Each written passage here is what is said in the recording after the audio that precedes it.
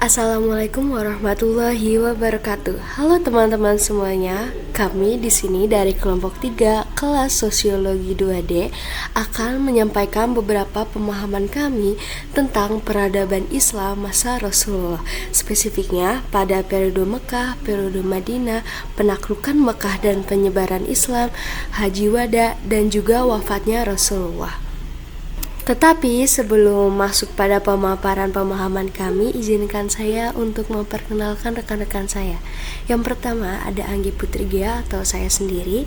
Yang kedua ada Selvia Nur Alipah. Yang ketiga ada Samira Bani. Dan yang terakhir ada Fahris Dwi. Baik, langsung saja ada materi pertama yaitu periode Makkah yang akan disampaikan oleh rekan saya, Samira Bani. Periode Mekah pada tahun 610 sampai dengan 622 Masehi merupakan fase awal dalam sejarah peradaban Islam. Dimulai dengan turunnya wahyu pertama kali Nabi Muhammad SAW di Gua Hiro. Pada masa ini, dakwah Islam mengalami tantangan dan penolakan dari masyarakat Quraisy yang masih memegang teguh tradisi penyembahan berhala. Tahapan dakwah Nabi Muhammad SAW di Mekah. Dakwah sembunyi-sembunyi pada tahun 610 sampai dengan 613 Masehi. Selama 3 tahun, Nabi Muhammad SAW menyampaikan ajaran Islam kepada keluarga, sahabat terdekatnya saja, secara diam-diam untuk menghindari penindasan dari kaum Quraisy. Yang kedua, dakwah terbuka pada tahun 613 sampai dengan 622 Masehi.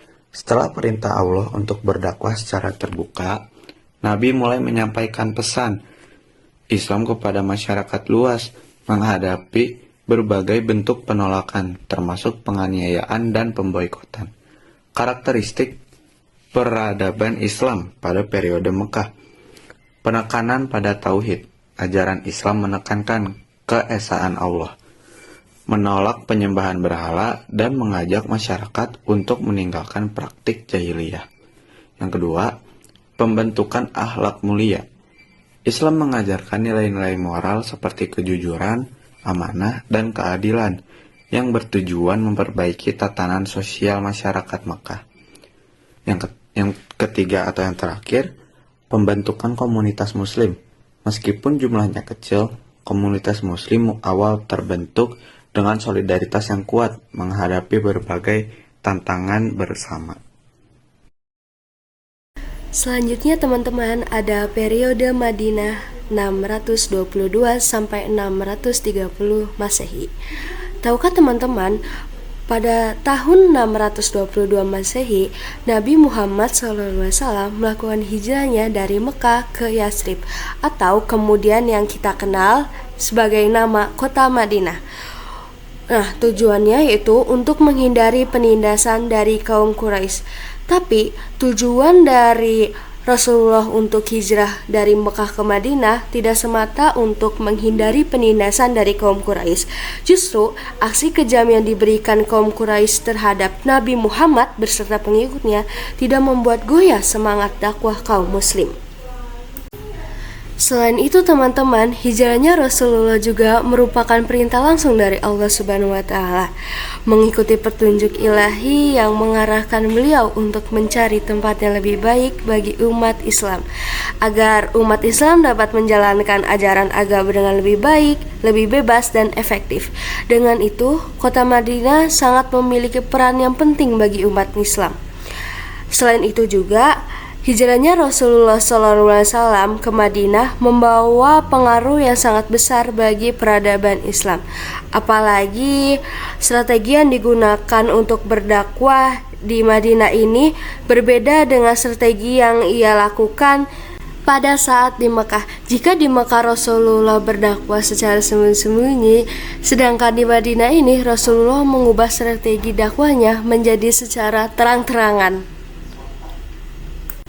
Teman-teman, seperti yang tadi saya katakan bahwasannya dakwahnya Rasulullah ke Madinah ini merupakan fase penting dalam penyebaran agama Islam, yang mana ditandai dengan berbagai strategi dakwah yang diterapkan oleh Nabi Muhammad SAW.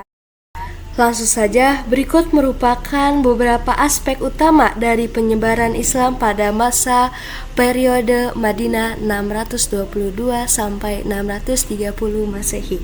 Yang pertama ada pembentukan masjid. Pembentukan masjid ini dilakukan oleh Rasulullah yang berfungsi sebagai pusat kegiatan dakwah, pendidikan, dan pemerintahan. Yang mana Rasulullah membangun dua masjid, yaitu Masjid Quba dan Masjid Nabawi. Selanjutnya ada Piagam Madinah.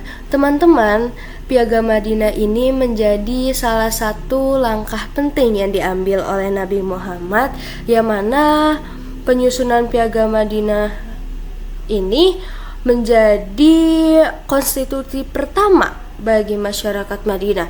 Piagam ini pula mengatur hubungan antara umat muslim dan juga umat non-muslim, serta menetapkan hak dan kewajiban setiap warga negara, termasuk perlindungan terhadap golongan minoritas. Selanjutnya ada persaudaraan Muhajirin dan Ansor. Nabi Muhammad SAW mempersaudarakan atau mempersaudarakan kaum Muhajirin atau mereka yang berhijrah dari Mekah dan Ansor penduduk asli Madinah. Wah, langkah ini merupakan tujuan untuk menghilangkan perbedaan suku dan menciptakan solidaritas di antara umat Islam. Sungguh mulia sekali strategi yang dia lakukan untuk mempersatukan umat-umatnya. Ternyata tidak hanya itu teman-teman, Rasulullah juga melakukan pengembangan ekonomi, yang mana Rasulullah mendirikan pasar dekat Masjid Nabawi untuk memperkuat ekonomi masyarakat Madinah. Pasar ini juga tidak hanya berfungsi sebagai tempat transaksi ekonomi, tetapi juga sebagai sarana dakwah untuk mengajarkan prinsip-prinsip ekonomi Islam. Yang terakhir ada pendidikan dan penyebaran ilmu. Rasulullah SAW sangat menekankan pentingnya pendidikan dan juga pengembangan sistem pendidikan yang mencakup pelajaran Al-Quran dan ilmu pengetahuan lainnya, yang mana ini sangat membantu dalam mempercepat penyebaran ajaran Islam di kalangan masyarakat. Dengan itu, pada periode Madinah ini ditandai oleh beberapa karakteristik yang sangat penting, seperti pengembangan sosial politik dan juga spiritual umat muslim. Saya Fahri akan menjelaskan tentang penaklukan Mekah dan penyebaran Islam pada tahun 630 Masehi. Fathu Mekah atau penaklukan Mekah oleh Rasulullah SAW dan pasukannya pada 1 Januari 630 Masehi atau 8 Hijriah merupakan peristiwa penting dalam sejarah Islam yang menandai pembebasan kota suci dari kekuasaan kaum Quraisy. Selain itu, juga membuka jalan bagi penyebaran Islam di Mekah. Penyebab penaklukan Mekah ini adalah adanya pelanggaran perjanjian Hudaybiyah, di mana kaum Quraisy melanggar perjanjian damai yang telah disepakati sebelumnya dengan membantu Bani Bakar menyerang Bani Khuza'ah dan sekutu umat Islam.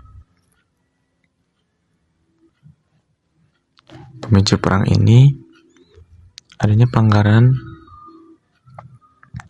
yang memicu Nabi Muhammad SAW untuk menaklukkan Mekah sebagai tindakan balasan atas pengkhianatan kaum Quraisy.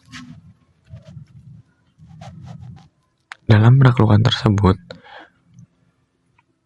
di mana menjadi sebuah kemenangan bagi umat Islam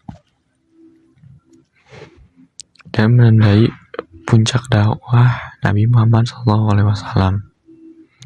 Peristiwa ini membuka jalan bagi penyebaran Islam ke berbagai daerah dan memperkuat kedudukan Islam di Jazirah Arab, di mana orang Jazirah Arab mengalami perubahan sosial dan juga banyak orang yang memeluk Islam. Halo teman-teman, aku Selvia Nur Alifah Fauziah. Aku bakal ngejelasin materi yang terakhir, yaitu Haji Wada dan wafatnya Rasulullah Muhammad SAW. Yang pertama, Haji Wada atau Haji Perpisahan. Nah, pada tahun 632 Masehi, sekitar 2 bulan setelah perjanjian Hudaibiyah atau perjanjian yang telah mengakhiri permusuhan dengan Quraisy, Rasulullah memutuskan untuk melaksanakan haji bersama ribuan pengikutnya, yang jumlahnya diperkirakan mencapai sekitar 100.000 orang. Haji tersebut dikenal sebagai Haji Wada atau Haji Perpisahan. Lalu apa sih Haji Wada itu? Haji Wada adalah haji terakhir yang dilakukan oleh Rasulullah Muhammad SAW pada tahun 632 Masehi, tepatnya pada bulan Zulhijjah tahun 10 Hijriah. Kata Wada sendiri berarti perpisahan, karena tidak lama setelah itu Nabi Muhammad SAW wafat. Nah, Haji Wada bukan hanya ibadah fisik semata, tapi banyak momen penting. Salah satunya, Rasulullah menyampaikan khutbah wada yang sangat terkenal, yang memuat prinsip-prinsip dasar ajaran Islam, termasuk mengenai kesetaraan umat manusia, hak-hak individu, serta pesan-pesan moral dan sosial. Lalu materi yang kedua, yaitu mengenai wafatnya Rasulullah. Beberapa minggu setelah melaksanakan Haji Wada, Rasulullah Muhammad SAW jatuh sakit. Penyakit yang beliau derita semakin parah dan beliau semakin lemah. Pada saat sakitnya, Rasulullah tetap memimpin sholat berjamaah. Namun, akhirnya beliau tidak mampu lagi melakukannya sendiri dan meminta bantuan kepada sahabatnya, yaitu Abu Bakar As-Siddiq. Pada hari Senin 12 Rabiul Awal tahun 11 Hijriah atau 8 Juni 632 Masehi, Rasulullah SAW wafat setelah lebih dari 20 tahun berdakwah dan membawa wahyu dari Allah. Wafatnya Rasulullah merupakan kehilangan yang sangat besar bagi umat Islam.